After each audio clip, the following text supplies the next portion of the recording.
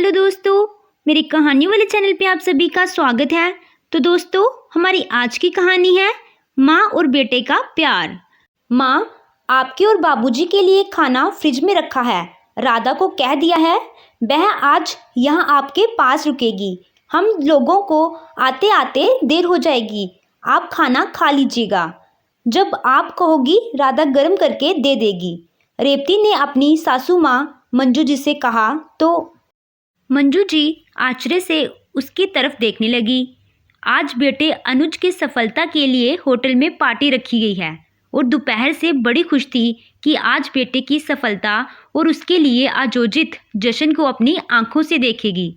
सालों पहले पति के द्वारा खरीदी रेशमी साड़ी निकालकर दोपहर में ही राधा से प्रेस करवा लिया था। पति रघुनाथ जी के जग सफ़ेद कुर्ते पजामे के साथ गाढ़े नीले रंग की सदरी का पूरा सेट निकाल लिया था। रघुनाथ जी जाना नहीं चाहते थे, लेकिन उन्हें भी किसी तरह मना लिया था, क्योंकि बेटे की खुशियों को अपनी आंखों से देखना चाहती थी।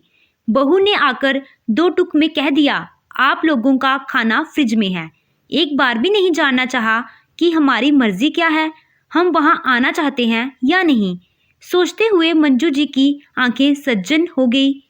अपने आप को संयत कर बोल पड़ी, अनुज क्या घर नहीं आएगा? उसने क्या कहा? हाँ माँ, वो ऑफिस से बाहर चले जाएंगे। मुझसे कहा कि मैं सभी को लेकर आ जाऊं।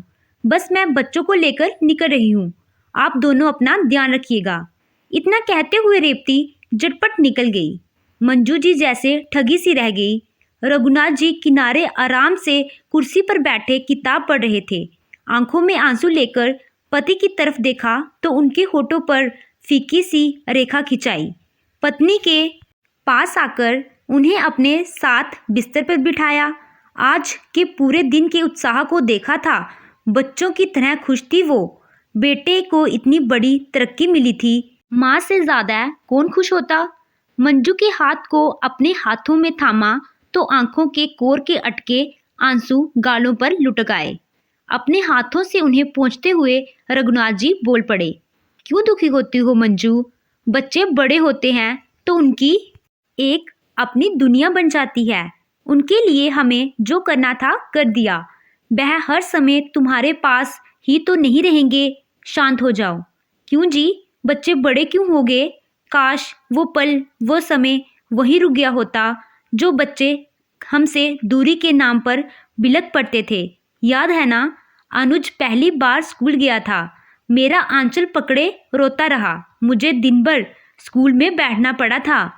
कई हफ्ते तक जब बच्चों के इम्तिहान होते तो हम किसी पार्टी किसी आयोजन में नहीं जाते कि उनकी पढ़ाई का नुकसान ना हो।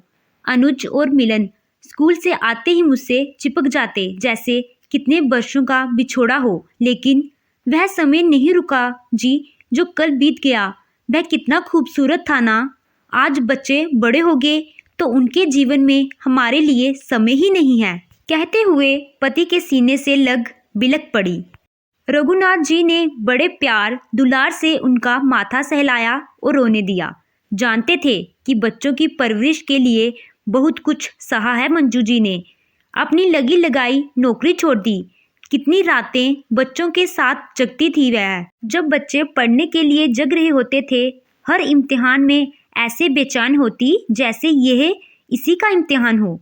याद है अनुज ने जब इंजीनियरिंग की परीक्षा पास की थी, बच्चों की तरह खुशी से उछलते हुए आंगन में गिर गई और फिर खुशी के आंसू रो पड़ी।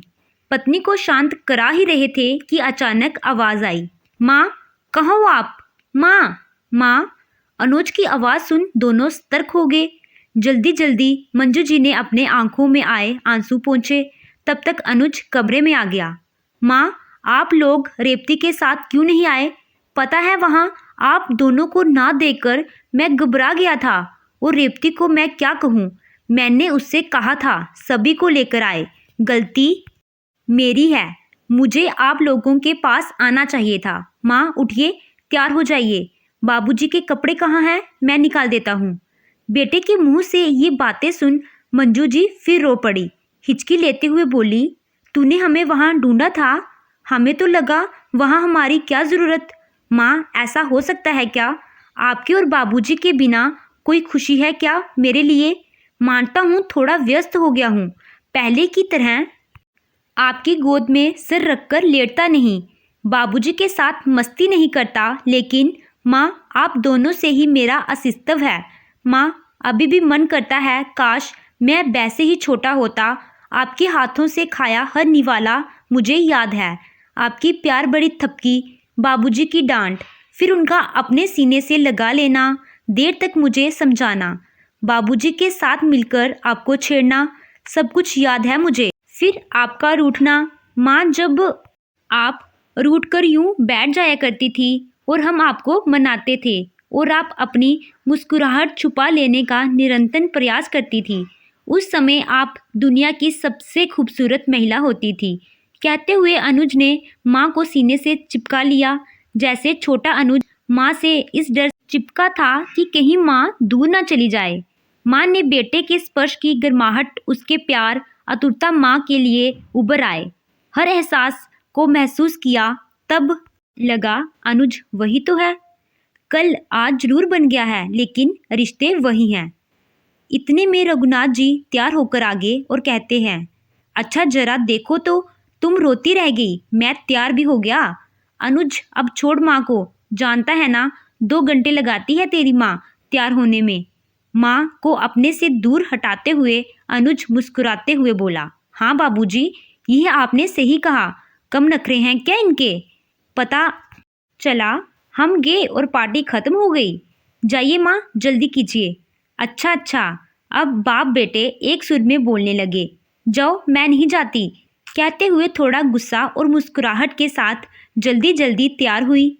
रेशमी साड़ी, छोटा सा सोने का हार, कानों में कर्णफूल डालकर तैयार होकर निकली तो रघुनाथ जी ने महसूस किया कि वह अपनी बरसों पहले की मंजू को देख रहे हैं, जिनकी आंखों में बच्चों के प्यार और दुलार की मीठी झलक दिखती थी, उम्मीद की किरण दिखती थी।